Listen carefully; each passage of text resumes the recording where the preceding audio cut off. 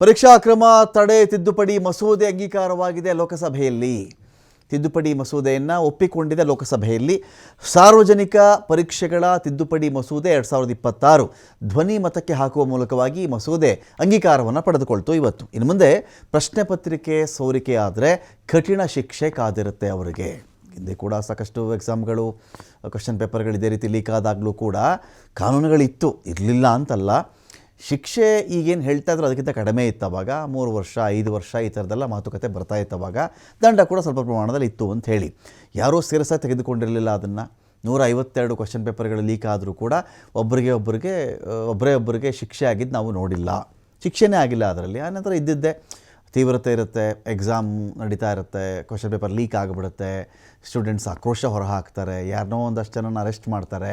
Exam ಆಯಿತು, ಇನ್ನೊಂದು exam ಮಾಡ್ತೀವಿ, ಇನ್ನೊಂದು ಎಕ್ಸಾಮ್ ಆದಮೇಲೆ ಅದ್ರ ಯಥಾ ಪ್ರಕಾರ ಅದೆಲ್ಲವೂ ಕೂಡ ಮುಂದುವರ್ಕೊಂಡು ಹೋಗ್ತಾ ಇರುತ್ತೆ. ಈ ಆರೋಪಿಗಳಿಗೆ ಬೇಲೋ ಅಥವಾ ಶಿಕ್ಷೆ ಇಲ್ವೋ ಅಥವಾ ಸಾಕ್ಷ್ಯಾಧಾರದ ಕೊರತೆಯಿಂದ ಕೇಸೇ ಬಿದ್ದು ಹೋಯ್ತೋ ನಡೀತಾ ಇತ್ತು. ಆದರೆ ಈ ಬಾರಿ ಸೀರಿಯಸ್ ಆಗಿರುವವರಂತೆ ಈ ಮಸೂದೆನ ಮಂಡಿಸಲಾಗಿದೆ.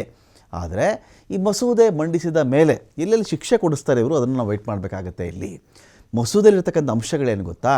ಕನಿಷ್ಠ ಈ ಆರೋಪಿಗಳಿಗೆ ತಪ್ಪಿತಸ್ಥ ಅಂತ ಪ್ರೂವ್ ಆಗಿಬಿಟ್ರೆ, ಅಪರಾಧಿ ಆದರೆ ಅವನು ಕನಿಷ್ಠ 5 ರಿಂದ 10 ವರ್ಷಗಳ ಕಾಲ ಕಠಿಣ ಜೈಲು ಶಿಕ್ಷೆ ಇರುತ್ತೆ. ಅಕ್ರಮ ನಡೆಸಿದಂಥ ಅಪರಾಧಿಗಳಿಗೆ 10 ಕೋಟಿ ರೂಪಾಯಿಗಳವರೆಗೆ ದಂಡ ಇರುತ್ತೆ. ದಂಡದ ಜೊತೆಗೆ ಅಪರಾಧಿಗಳ ಆಸ್ತಿಯನ್ನು ಕೂಡ ಮುಟ್ಟುಗೋಲು ಹಾಕ್ಕೊಳ್ಳಬಹುದು.